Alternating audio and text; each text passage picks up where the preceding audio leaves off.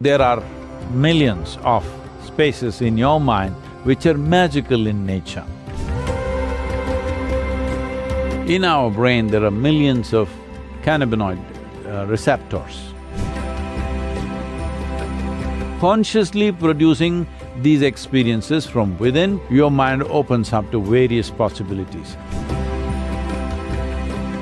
This is about realizing being human itself is super. See, it's been discovered, or we have observed, that in our brain there are millions of cannabinoid receptors. So what does this mean? Lots of speculation went on. So naturally, people who are on the dope, they said, this means everybody must smoke, or this means anthropologically all of us, all human beings at some time were smokers.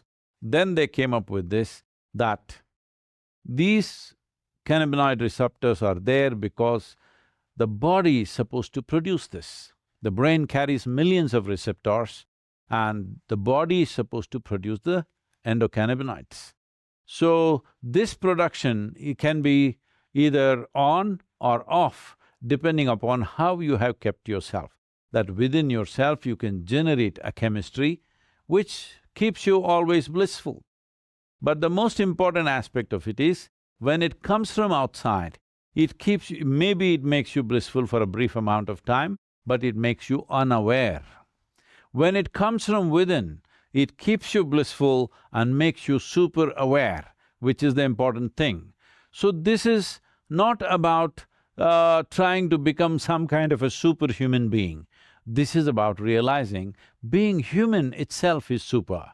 And once you are blissful by your own nature, you always see that your life is super. It doesn't matter, some situations in our life go well, some don't go well, some happen our way, some don't happen our way, but this one life should be always happening our way.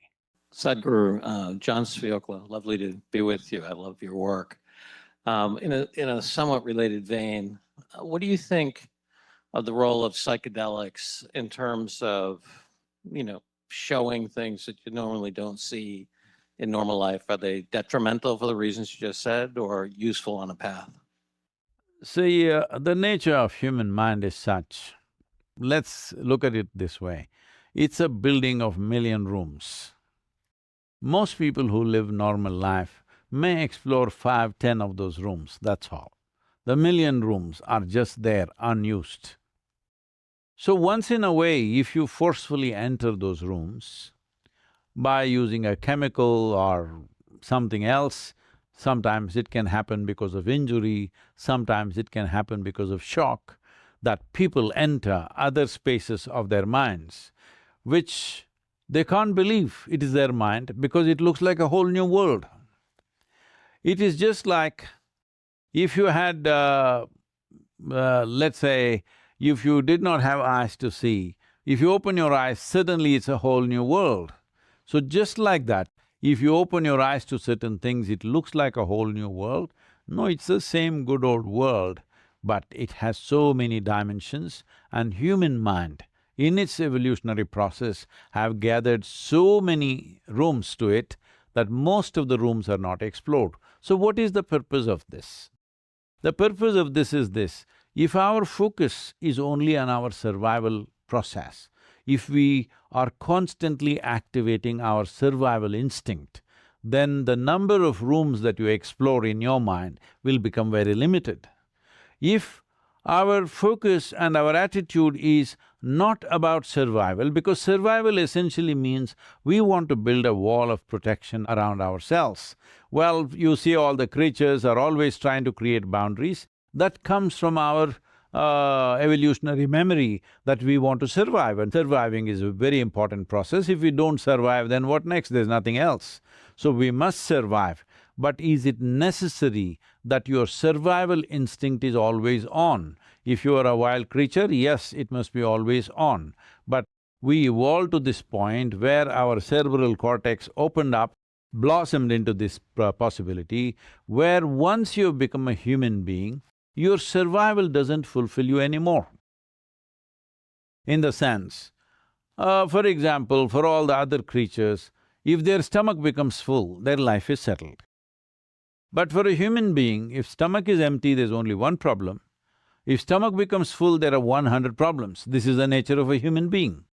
Because for a human being, life does not end with fulfillment of survival requirements. In fact, life begins only after survival is taken care of. This is the nature of a human being. And no matter where you are, in what position you are in your life, you want to be something more than who you are right now. If that something more happens tomorrow morning, once again you want to be something more. So something more, something more, something more goes on. If I make you the CEO of one galaxy, you will say, I want to… what about the other galaxies? So, this is how human nature is, it wants to expand in a limitless way. When we say expand in a limitless way, we want to expand into our infinite nature. So can anybody count 1, 2, 3, 4, 5 and get to infinite nature? No, that's never going to happen. So the important thing is to be able to distinguish between our survival instinct and longing to expand. Our longing to expand infinitely is finding a constipated expression, which we call as ambition or, desires and things like that. Essentially, it is a very small expression of this longing to expand. This longing to expand, if you make it a conscious process within you, then you will see your survival instinct will come down to its minimum levels. When that happens, your mind opens up to various possibilities. In many ways, this is what these chemicals are doing. It puts down your survival instinct to such a level. There have been cases people have left off mountain peaks, tall buildings and things like that because their survival instinct is gone. They cannot even understand that if I fall off this, this is going to end my life.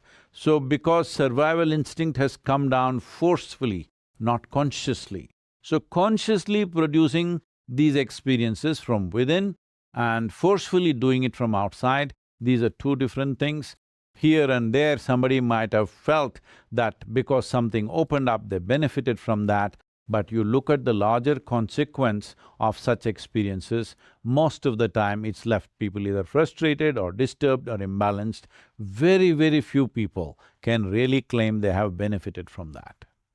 You mentioned that the mind has millions of rooms, which I found to be really interesting and resonated with me. You seem to be someone that has explored more of those rooms than most others. Can you talk about some of the rooms you explored that others may not know about? Wow. I have this reputation of being logically correct. Don't try to take it away from me now. Because, see, what you call as logic, which is very important, it is like the foundation. If you don't build a solid foundation, then you can't build anything else on top of it. But you need a solid foundation.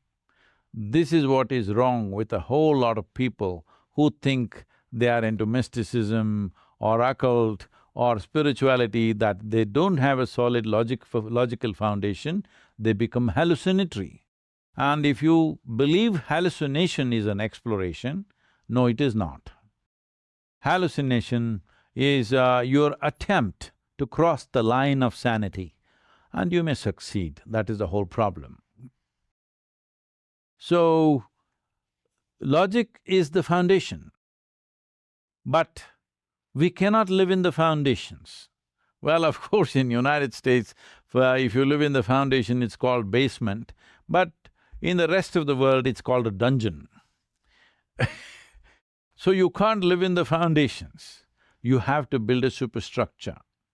So there is logic, but on the surface of life, if you look at it, everything is logical, everything falls into logical patterns. But if you look at life little more profoundly, then you find nothing subscribes to logic. Everything, has a magical element to it.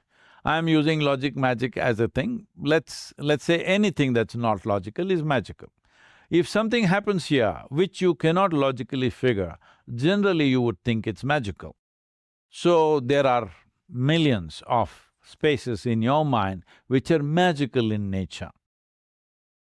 But now we are speaking. When you speak, you will use a language. When you use a language, it has to be logically correct. If I say something illogical, you will think I've gone crazy.